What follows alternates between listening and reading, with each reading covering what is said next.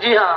اور فضائل بیان کر کے یہ سب جو اتنا بڑا مجمع ہے فضائل کی بنیاد پر ہم لوگ نکلے ہیں کہ اللہ کیا دے گا، اس لیے ہم تعلیم کے حلقوں میں بیٹھ کر فضائل کو یاد کریں، اللہ کے وعدے بتلا کر مسلمانوں کو دین پر چلنے اور دین کی محنت پر چلنے نکلنے کے لیے آمادہ کریں۔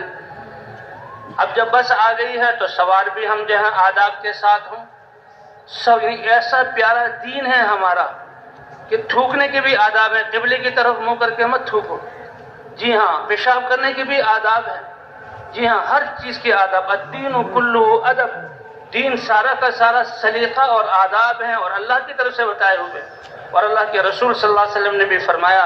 ادبنی ربی فاحسن تأدیبی وعلمنی ربی فاحسن تعلیمی، میرے رب نے مجھے آداب اور سلیقے سکھلائے اور سب سے زیادہ خوبصورت سلیقے اللہ نے مجھے عطا فرمائے۔ اور آپ کو ہمارا نبی بنایا تو وہ سارے سلیقے آداب ہمارے لیے ہیں، اس لیے بھی ان آداب کو سیکھنا ہے۔ وعلمنی ربی فاحسن تعلیمی، میرے رب نے مجھے علم عطا فرمایا اور بہت زبردست علم عطا فرمایا۔ اس لیے جو ہے یہ آداب کا سیکھنا سکھانا۔ اب دو ساتھی خدمت میں ہیں، وہ جو بس والے ہیں ان سے بات کر لیں کہ بھی ہماری جماعت جہاں فلاں جگہ جا رہی ہے، اتنی ٹکٹ چاہیے، ریل گاڑی ہے تو اس کے ٹکٹ لے لیجیے جائیں، ریل گاڑی کے ٹکٹ ہر ساتھی کو اس کے ہاتھ میں پکڑا دیے جائیں،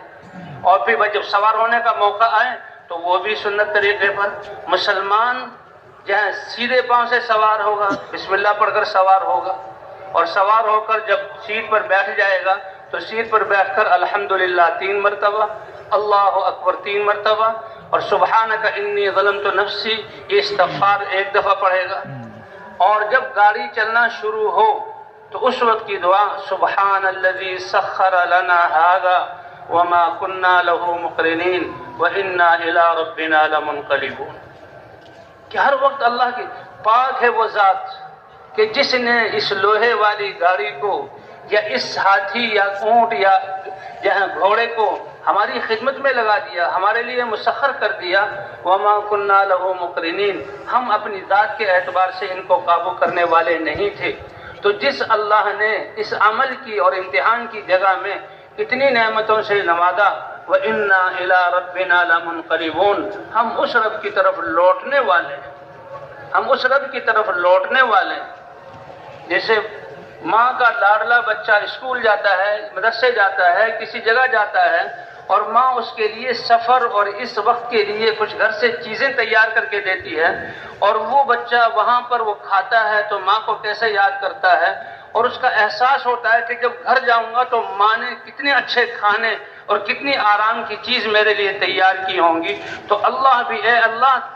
اللہ نے دعائیں ایسی بتائی، اے اللہ جب دنیا میں تیری ایسی نعمتیں ہیں تو اپنے طرف لوٹنے کو اللہ نے بہت دہرایا، وَإِنَّا إِلَيْهِ راجعون وَإِنَّا إِلَىٰ رَبِّنَا لَمُنْقَلِبُونَ وَإِلَيْهِ تُرْجَعُونَ وَإِلَيْهِ الْمَصِيرُ، اتنا لوٹنے کو کہ وہ اللہ جو تمہیں بغیر مانگے اتنی نعمتیں دے رہا ہے، جب ہم اس کو خوش کر کے اس کی پسندیدہ زندگی لے کر اس کے نبی کی اداؤں کو اپنا کر اس کے دربار میں حاضر ہوں گے تو اللہ کی طرف سے کتنا اعزاز اور اکرام ہوگا۔